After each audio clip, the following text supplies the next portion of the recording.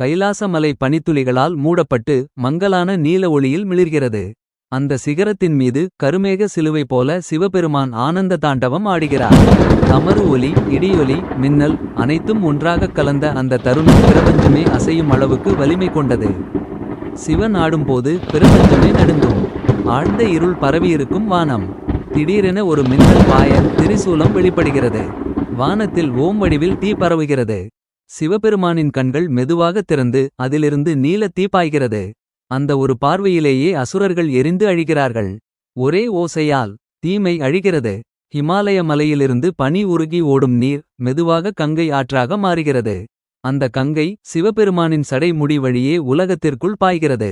அந்த நீல ஒளியால் சூழப்பட்ட முகம் சூரியன் பொற்கதிர்களை பெறுகிறது.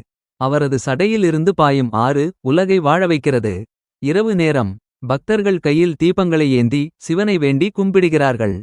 அந்த கூட்டத்தின் மீது வானத்தில் மகாதேவரின் உயர்ந்த உருவம் தோன்றுகிறது. அருகில் நந்தி காவல் நிற்கிறான். அவரிடம் அடிபணியும் இதயங்களை அவர் எப்போதும் காக்கிறார்.